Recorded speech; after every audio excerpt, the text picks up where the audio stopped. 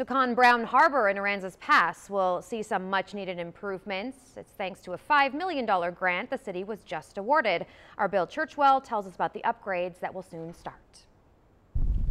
Conn Brown Harbor, known as a popular fishing spot and launch area for shrimpers, but unfortunately, it's also known for its miles of bad roads. The roads are critical. They're in such bad shape right now. City Manager Gary Edwards says they will now be able to do something about those roads thanks to a nearly $5 million grant from the Economic Development Administration.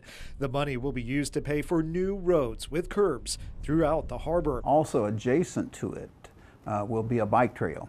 And it's going to be in the area of 6+ miles. And it's believed that there will be enough funding left over to pave this entire parking lot here at Harbor Point. I'm glad they received that grant because the streets, and if you look around in this parking lot, it really needs a lot of repair. The investment award aims to help fishing and tourism industries and accelerate the area's recovery following Hurricane Harvey. That will bring in tourists to the community.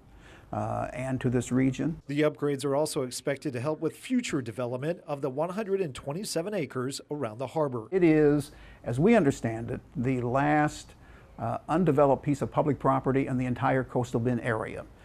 So this grant helps make it even more attractive and get it ready for development. Initial work could begin as early as this fall. Bill Churchwell, 3 News.